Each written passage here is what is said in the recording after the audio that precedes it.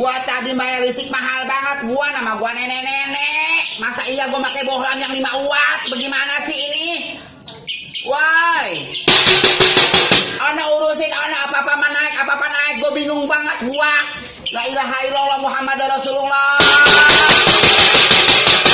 Udah apa turun-turunin pada barang-barang semuanya turun-turunin. Ana jangan begini pada puyang, nenek-nenek pada puyang. Palanya nama gak punya laki.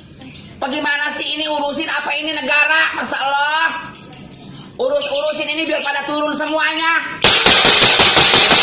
Woi, yang punya wewenang. Masa Allah kasihan ini nenek-nenek pada janda-janda, udah pada tua, pada keriput, nama dewek kerjaannya cuma di rumah aja nongkrong. Masa bayar listrik mahal banget? Bagaimana ini? Kulkas gua kagak punya, mesin cuci gua kagak punya, bayar listrik naik, gua bingung.